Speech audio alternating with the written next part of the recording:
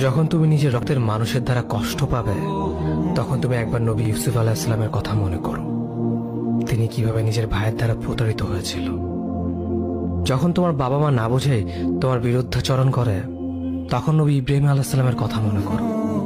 তার বাবা তাকে আগুনে নিক্ষেপ করায় ভূমিকা রেখেছিল।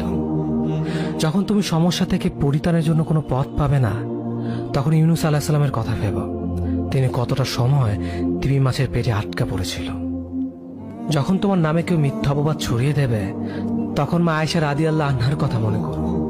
তার নামে পুরো শহর জুড়ে কুৎসা রচনা করা হয়েছিল।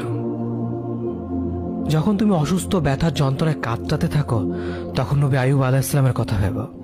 তিনি ভয়ঙ্কর এক ভাইরাসজনিত রোগে আক্রান্ত হয়ে তোমার থেকে বেশি কষ্ট পেয়েছিল।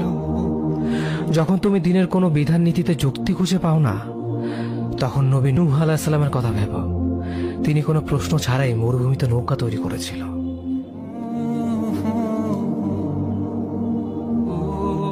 যখন তুমি আত্মীয়স্বজন, পরিবার, বন্ধু বান্ধবের কাছে হাসির পাত্রে পরিণত হও, তখন তুমি শেষ নবী হযরত মুহাম্মদ সাল্লাল্লাহু আলাইহি ওয়াসাল্লামের কথা ভেবো।